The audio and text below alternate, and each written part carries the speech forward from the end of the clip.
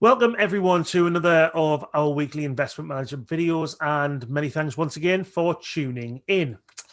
Growth strategies have basked in complete glory for many years, driving portfolio returns with a small cohort of very popular funds racking up huge amounts of inflow. But what Lady Marketh giveth, she can taketh away. And since Pfizer Monday, value strategies have returned to vogue. So many of you watching today will be hugely biased towards growth strategies. And so the question you should all be asking is, what should I do now? Fear not. For today, I have the huge pleasure in discussing this massive topic with Stephen Yiu, manager of the Blue Whale Growth Fund, whose fund has attracted huge attention from UK and global investors alike. But first, before we can get into the content, it would be absolutely fantastic if you could subscribe to the channel. Once again, it really does assist us in projecting out our financial planning and investment marketing content. So, on to the video today, and once again, many thanks for coming on today, Stephen. First question up, bond yield curves are steepening. Inflation has returned really quickly and has become less of an urban myth and more of a real life bogeyman. So, are growth strategies dead? Thank you for the question. Thank you for the invitation. So from our perspective, we define high quality. We want to invest into high quality businesses at an attractive price. And one way for us to define a high quality business is they have the ability to grow. So I think it's fair that you can probably put it in a camp that, yeah, our company does have the ability to grow their shares in terms of selling more products or reaching out to a different market, etc. So the short answer to your question, if you're referring to the company that we have, which is only 25 holdings, that we don't think the growth strategy is that. But obviously outside of our investable universe, there will be many more companies that appear to be growth opportunities, but then they are much lower quality, which then is debatable whether they are dead or not. So from our perspective, we don't think our company are dead in terms of the growth drivers because they are all structural. And the other thing I would say is I don't think it's pretty obvious that the bond yield curve has steepened, and also at the same time interest rate expectation have gone up, or inflation expectations. But at the same time, I think don't forget that digital transformation, like for example, today we're doing this video in a virtual setting rather than face-to-face, is massively deflationary. And at the same time, if you're doing more shopping online, going to the high street shops less going forward when the economy reopen, that is massively deflationary. At the same time, if you are maybe a user of Deliveroo, getting your meal delivered to your home rather than you go out to a restaurant to eat, that is deflationary. So I think what has happened recently, in particular in the UK market, you probably have read about that there will be a shortage of workers and people have to pay more to get these people to work in the restaurants or high street stores. But I think that is just a short-term phenomenon, because over time, some of these businesses might disappear on the back of a lower volume or lower consumption from consumers. But then over the short-term period, I think it's clear that, yeah, I think shops have to pay more to get the staff back to the store to work. And that drive shorter term inflation to the numbers that you're seeing now. But we don't think that is a long-term trend. We think what we are seeing now is a transitory phenomenon. Yeah. It's obviously a question that everyone's been talking about, inflation, and so it's interesting you take with regards to potential disinflationary forces. Looking at your own investment philosophy, you've spoken recently about focusing upon beautiful companies. What do you mean by that? And is this what makes your fund a differentiator from the rest of the growth cohorts available? Yeah, so within how we define high quality businesses, we do have a very high bar in terms of what we do. I don't want to speak illly or negatively about Zoom, which is the product that we're using, but we don't define Zoom as a high quality business. The reason we say that is because the switching cost is pretty low.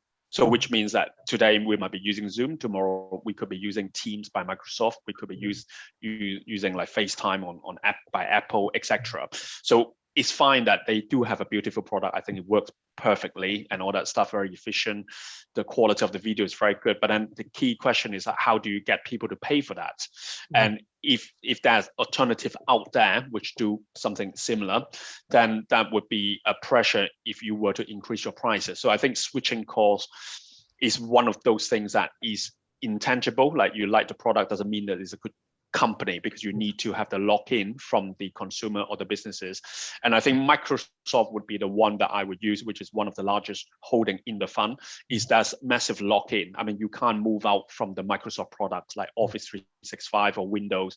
Now they have introduced Teams, and I think a lot of people in the office will be using Teams to do the communication.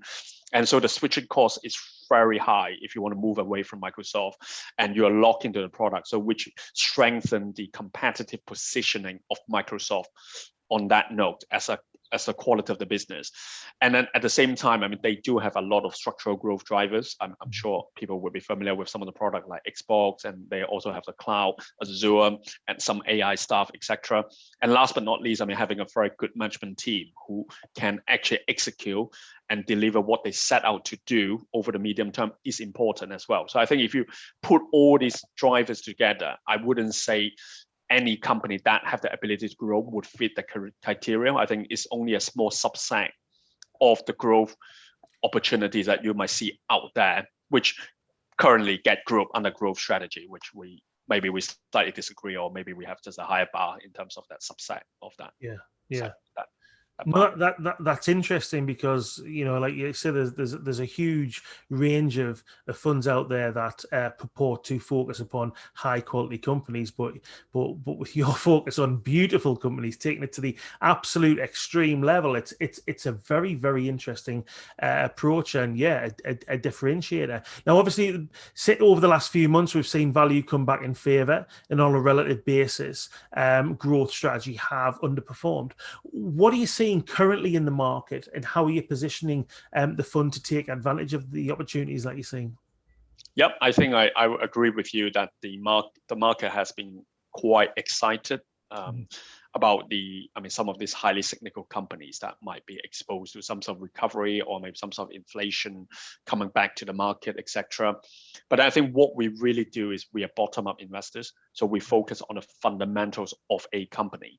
And when I talk about fundamentals, I think you could easily just use maybe earnings growth, earnings revision upgrade as a proxy to see whether the company is making more money versus expectations.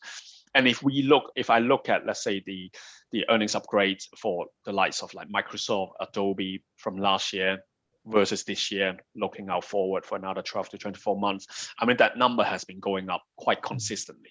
So basically what it's saying is like Microsoft used to be growing at this level before the pandemic. During the pandemic, it also managed to deliver some sort of growth. And then post the pandemic, now we are getting close to reopen the economy, people get back to the office, etc. But then people have become more dependent on the product that they're selling. So you're actually paying Microsoft more now compared to before, because before then, not many people are going to work from home on a recurring basis. So I think if you look at the fundamentals of those companies have become much stronger on the back of the pandemic. But I think what happened over the last 6 months or so, or 9 months or so, since we had the vaccine news in Q4, is the share price of those companies probably have gone sideways. So it has not done anything. While if you look at the fundamentals of the company have done much better.